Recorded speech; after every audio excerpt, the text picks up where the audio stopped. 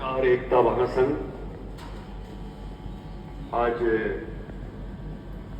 जो कार्यक्रम परविंदर सैनी जी सारी टीम ने आयोजित किया है, राठी जी, सबसे पहले तो मैं आभारी हूं कि मेरी 2-3 तारीखें बदलने के बावजूद भी ये मानने नहीं कि मुझे रहना ही है। तो आखिर मैंने सोचा कि मुझे रहना ही पड़ेगा, और इसलिए केवल वीरेंद्र जी चंडीगढ़ से नहीं आए, मैं भी चंडीगढ़ से आया। इस मौके पर उपस्थित सभी जिले के सम्माननीय पत्रकार बंधु, वीरेंद्र चौहान जी, अरविंद सैनी जी, अशोक छाबड़ा जी, विकास वाल्मीकि जी, संजय कबलाना जी, संघ चालक आदरणीय महेंद्र बंसल जी, भाई प्रदीप जी अलावत, प्रमोद जी बंसल, सतीश जी DPRO, राठी जी का नाम मैंने पहले ले दिया, भाई शमशेर खड़ग जी, गीतांशु चावला जी, और भाई अरविंद सैनी जी, जिनका नाम लिया उनका वंदन, और जिनका रह गया उनका भी बहुत बहुत अभिनंदन। प्रथम शर्मा और भाई पूनिया जी और सारे पत्रकार से वो मारला पटेल बोल के गया हो, सारे पत्रकार जो है एक से एक ऊपर है, सबकी अपनी अपनी प्रतिभा है। यहाँ दर्द बता रहे थे कि अखबार से पहले खबर छप जाती है, प्रथम शर्मा जी ये मनमोहन जी कहते हैं कि आज ही पढ़ लो आज की खबरें आज। तो ये बदलते युग के साथ तालमेल एक महत्वपूर्ण बात है। दुनिया में सूचनाओं का महत्व कभी समाप्त नहीं होता, लेकिन सूचनाएं कैसी हो ये भी महत्वपूर्ण है। किसी भी स्थिति में सूचनाएं हमेशा उम्मीद से भरी हुई होनी चाहिए। जैसे सूर्य, संजीव जैसे सूर्य निकल के दिन करता है, ऐसे मनुष्य के लिए दिन सूचनाओं से होता है, और पॉजिटिव सूचनाओं से होता है। इसलिए हमेशा लिखते समय ये जरूर ध्यान रखा जाए कि आखिर हम जो कुछ भी लिख रहे हैं उसका मुख्य मकसद आखिरकार पॉजिटिविटी है। बुराई भी लिख रहे हैं तो इसलिए लिख रहे हैं कि बुराई मिटे है, अपराध भी लिख रहे हैं तो इसलिए लिख रहे हैं कि अपराध मिटे। मुख्य मकसद है अस्तो मां सद्गमय, तमसो मां ज्योतिर्गमय, मृत्यु मां अमृतगमय। हम बेहतरी की ओर चले, ये मुख्य मकसद है। आज ही सुबह मैंने एक पत्रकार साथी को फोन किया जगजर में, मैंने कहा तूने ये खबर क्यों डाली? बोला और कईयों ने डाल रखी थी। मैंने कहा नहीं डालनी चाहिए। खबर क्या थी कि अमेरिका के किसी विदेश मंत्री का कोट डाल रखा था कि भारत 1 महीने के लिए रूस से तेल ले सकता है। भारत का कोई प्रवक्ता कह रहा है क्या? भारत के प्रधानमंत्री कह रहे हैं क्या? अमेरिका के किसी भी आदमी की, किसी भी टॉप लेवल के आदमी की किसी भी बात पर भारत का कोई नेता प्रतिक्रिया देता है क्या? जब नहीं देता तो हम उनकी बात क्यों छापे?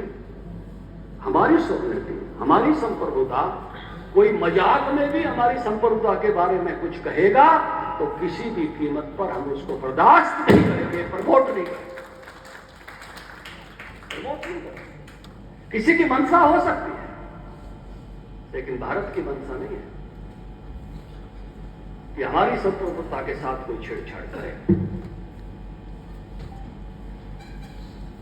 इस मंशा को समझना चाहिए और इस मंशा का आदर करना चाहिए प्रत्येक भारतीय को। 5-4 दिन पहले मैंने एक समाचार को में देखा, चौधरी वीरेंद्र सिंह के छोरे ने एक वोट डाल दी, हमारे पार्टी के पूर्व सांसद, कि मोदी जी ने इजराइल में को फादरलैंड कह दिया और भारत को मदरलैंड है। तुरंत मैंने 2 पत्रकारों को फोन किए कि ये जो बात कह रहा है ये आधा टुकड़ा कह रहा है। 85,000 यहूदी भारत से जाकर इजराइल के नागरिक बने हैं। इन्होंने कोट किया, उनको कोट करते हुए कहा कि तुम्हारे लिए भारत मदरलैंड है तो इजराइल फादरलैंड है। तुम भारत से जुड़ के रहो, क्योंकि 48 में इजराइल बना है और उसके बाद के वर्षों में तुम वहां से यहां आए हो। बहुत बड़ा भारतीय समाज है इजराइल, जो हमारे देश में से गए हैं वहां पर। इसलिए तथ्यों को कोई आधे अधूरे तथ्य चला रहा है तो समाचार पत्रों का दायित्व है तथ्य को पूरा करना। मैं एक फौजी का इंटरव्यू देख रहा था और राहुल गांधी पर बात कर रहा था। राहुल गांधी ने कहीं कहा कि ऑपरेशन सिंदूर में 2 जहाज गिर गए हैं। ये रिटायर्ड फौजी है, वर्तमान फौजी नहीं है। जो रिटायर्ड फौजी मीडिया में आते हैं उनमें से है। वो बड़े गुस्से में कह रहा है, चल मान लिया गिर गए। क्या कहना चाहता है? क्या कहना चाहता है? बड़े गुस्से में कहना क्या चाहता है? वो एक कहानी मैंने अपनी घरवाली को सुनाई थी।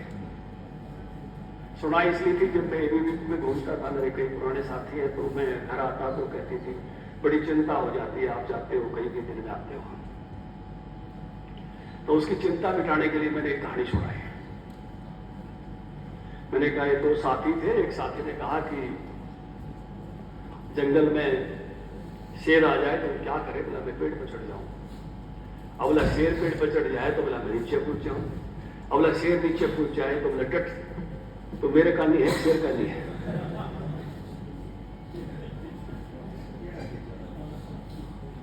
तन में मन है शिव संकल्प मस्तु। मगर ऋग्वेद में यह लिखा हुआ है, मेरा मन अच्छे संकल्पों वाला हो। जो बुरा बुरा सोचता है उसके साथ बुरा हो जाता है। तो तुम भी सोचते हो कि रेल बढ़ गई, बस बढ़ गई, जब जहाज का तो जो नहीं था कि जहाज बढ़ गया। ने बोली हाँ, तो मैं आज समझ मांगी जब मेरे करनी है तो जो मत सोचिए। फिर उसने कत्ते नहीं गई, चिंता हो जाए। अब राहुल गांधी से यही सवाल है, हमारे करनी है, किस करनी है? आपको भी खबर लिखते समय जरूर सोचना चाहिए, आप देश की तरफ हैं। मेरा देश सर्वे भवन्तु सुखिनः के लिए, मेरा देश गणवंतो विश्व मार्गम के लिए, लेकिन मैं देश के लिए हूं। मैं देश है तभी तक मैं। इसलिए मेरा कोई भी समाचार लिखते समय, क्योंकि आज ये वैश्विक गांव हो गया है, ग्लोबल विलेज हो गया है, मेरा कोई भी समाचार देश के खिलाफ ना जाए।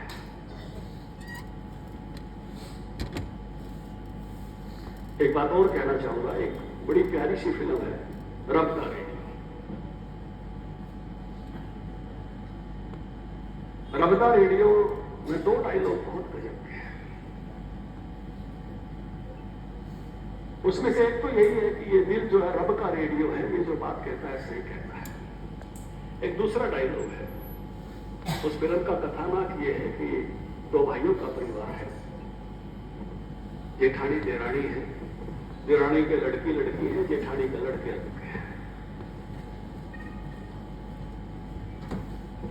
तो जेठानी के बेटों की शादी हो रही है, ताऊ के बेटों की, और ये जो देरानी की लड़कियां बड़ी खुश हैं भाई की शादी हो रही है। लेकिन जेठानी भली महिला नहीं है, पूरा षड्यंत्र कर रही है कि ये ना खुश सके, और आखिर में ऐसा माहौल बनाती है कि केवल देवर शादी में शामिल हो पाता है। ये पूरी माँ बेटी बेचारी मन में सोच कर रह जाती है।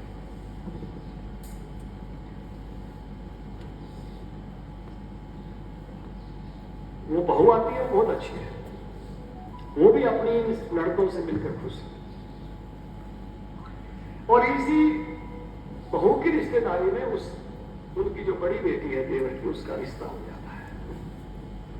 लेकिन इसकी सास पूरा जोर लगा देती है कि रिश्ता टूटना चाहिए। जो रिश्तेदार है वो अच्छा बड़ा परिवार है, कोई तहसीलदार का परिवार है, तो कहते हैं भाई हमारी लड़की वहां है रिश्तेदारी की, वो बताएगी सही बात, उसकी मान के तय करें। इसको पूरा प्रेशराइज कर रखा है। ये बिना बाप की बेटी है, चाचा है इसका, जिसने इसकी शादी की थी, जो बहू है उसकी जेठानी के घर में। ये अपने चाचा को संदेश करती है। चाचा आता है तो चाचा कहता है, बेटी अपना घर बसा ले, तेरी सास बड़ी बुरी है, ये तेरा उजाड़ देंगे। तो वो बेचारी दबाव में आ जाती है कि बिना पिता की बेटी है, चाचा ने क्या किया है। तो जब वो पूछने के लिए आते हैं तो अपने मुंह से तो नहीं कहती, लेकिन कहती है, मेरी सास कहती है यही ठीक है।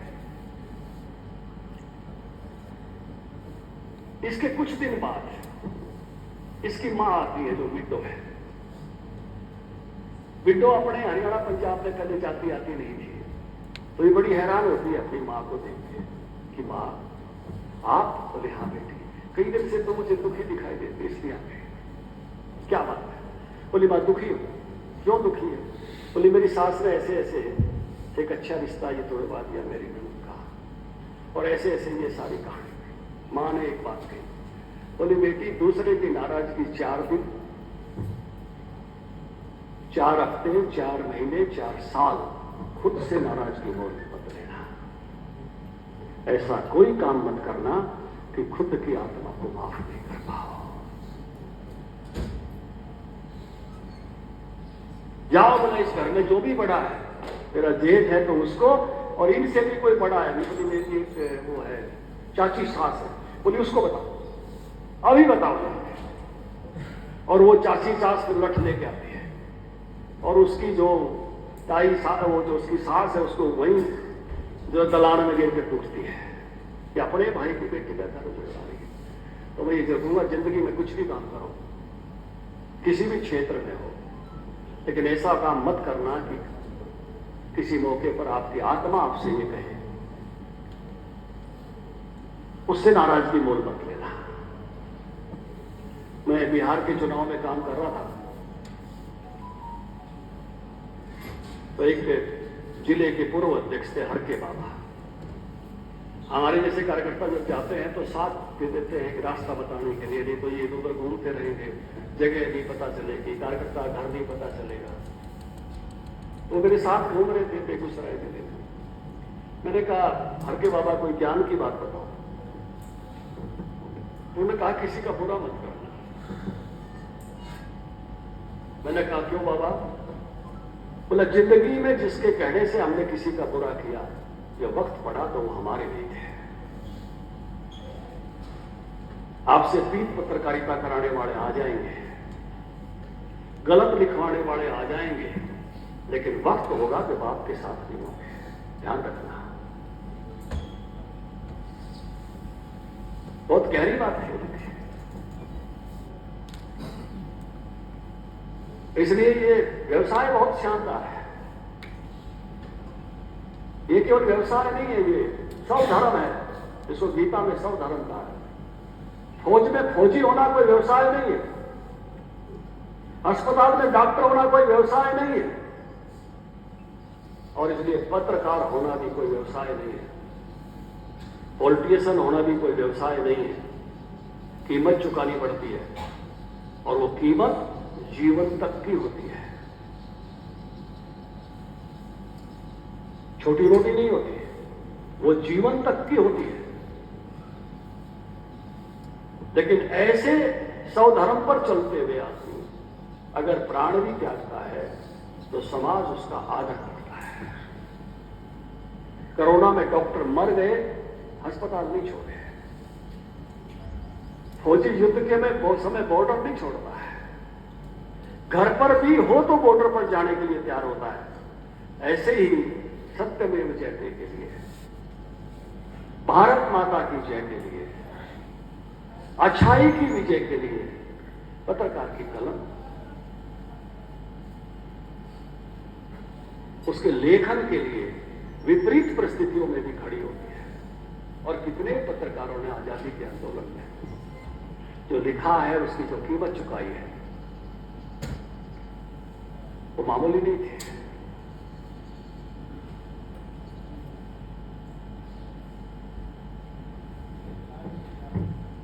अंधेरी रात में सोचे प्रणय की बात क्या कोई, कि पर प्रेम बंधन में समझ किसने नहीं खोई। चिर ज्योति में निष्ठा जमाए कौन बैठा है, अंधेरी रात में दीपक जलाए कौन बैठा है। ये अंधेरी रात में दीपक जलाने वाले लोग हैं। जब चारों तरफ से रोशनी दिखाई नहीं दे तब रोशनी का उजाला करते हैं, जब जगाते हैं तब सत्यमेव जयते की बात करते हैं, तब भारत माता की जय बोलने का काम करते हैं। आज युग समाचारों का नहीं है, समाचारों के एंगल्स का है, उनको देखने के नजरिए का है, उनकी एक्सप्लेनेशन के नजरिए का है, उनको समझाने के नजरिए का है, क्योंकि सूचना घटित होते ही उपलब्ध हो जाती है। लेकिन जिसने उपलब्ध कराई है उसका अपना नजरिया है, मेरे इलाके का, मेरे देश का अपना नजरिया है, मेरे प्रदेश का अपना नजरिया है। जैसे मैंने कहा, सुबह की सूचनाएं किसी ने उपलब्ध करा दी, किसी ने आगे डाल दी, जिसने डाली उसका अपना नजरिया है। अमेरिका को वन पोलर वर्ल्ड बनाने का नजरिया है, लेकिन मेरा नजरिया अमेरिका को वन पोलर वर्ल्ड बनाने का नहीं है, मल्टीपोलर वर्ल्ड का मेरा नजरिया, जिसमें भारत माता की जय भी शामिल हो। मैं इसी वोट को क्यों बढ़ाता हूं? अगर मैं इस वोट को बढ़ाता हूं, या तो मैं नादान हूं या मैं मूर्ख हूं।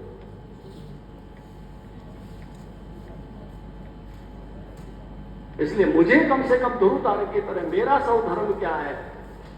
मेरा सर्वधर्म भारत माता की जय है। भारत माता की जय है तो सत्यमेव जयते है। किसी और मुल्क की जय है तो सत्यमेव जयते नहीं है। एटम बम है नागासाकी, हिरोशिमा पर। दुनिया के बड़े से बड़े पाप जिनके खाते में है,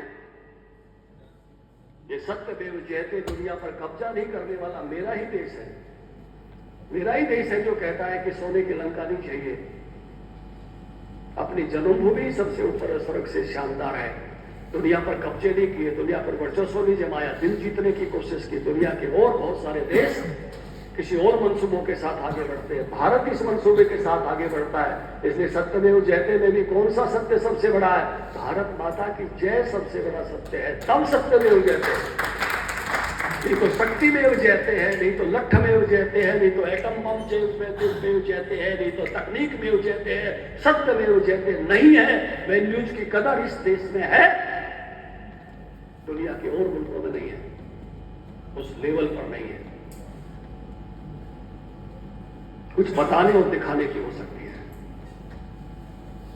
इसलिए जब हम लिखे, हमारी कलम उठे, भारत माता की जय के लिए उठे, इस दायरे में खड़े होकर, इस पर खड़े होकर आप सत्यमेव जयते कर सकते हो, सब जगह खड़े होकर नहीं कर सकते। इसलिए मैंने कहा, दुनिया में ओपनहाइमर पागल होकर मरा है, अपने ही देश की सरकार से लड़ते हुए मरा है। इसने एटम बम बनाया था कि मेरे से गलती होगी, मैंने एटम बम बना दिया। शायद ओपनहाइमर भारत का होता तो शायद पूज जाता, शायद फोटो में लग जाते महापुरुष के रूप में, लेकिन अमेरिका उसको याद नहीं करना चाहता।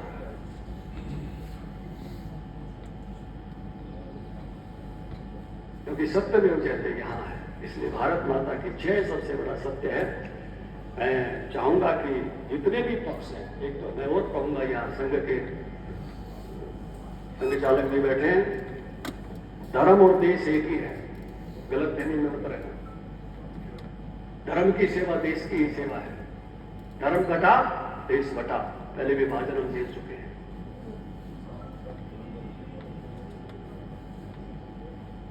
देश बढ़ते ही धर्म से है। उनके आगे के टुकड़े अलग अलग कल्चर के कारण, अलग अलग राजा के कारण हुए। देश बनने का और कोई आधार नहीं है।